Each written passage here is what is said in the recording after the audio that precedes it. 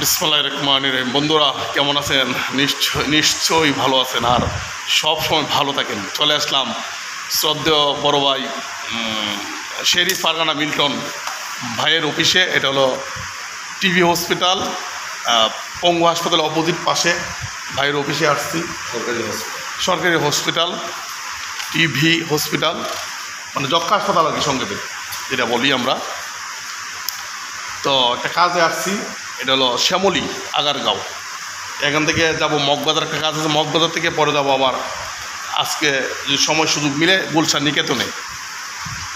আমার অভিনয় শিল্পীর সঙ্গে ফরমটা ভাইয়ের হাতে লেখালাম, খুব সুন্দর হাতে লেখা, দেখাই দেবো। হ্যাঁ এই লেখাটা দেখতে পারেন বন্ধুরাই যে লেখাইছি।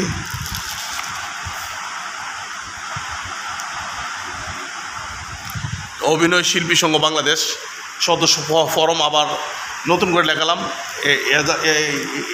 এই তারিখে নিয়ে 3বার লেখালাম। 1 বছর আগে লেখাইছিলাম, এটা জমা দিতে পারি না, বাড়িতে গেছিলাম বড় ভাই।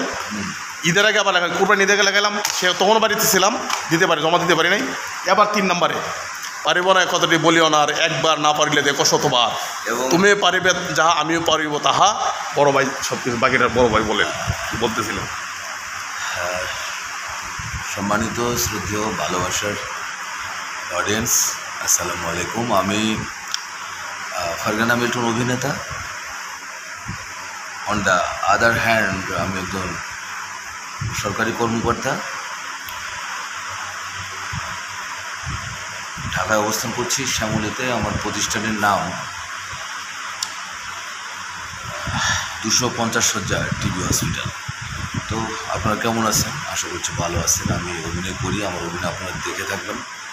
তো ভালো ভালো কাজ করার চেষ্টা করি, অ্যাক্টিংটা মনোযোগ দেওয়ার চেষ্টা করি, এবং সবার আগে চাকরিটা ঠিকঠাক মতো করার চেষ্টা করি।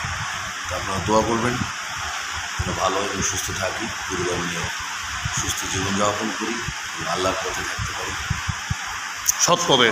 সৎপথে সৎভাবে চলতে পারি আমরা।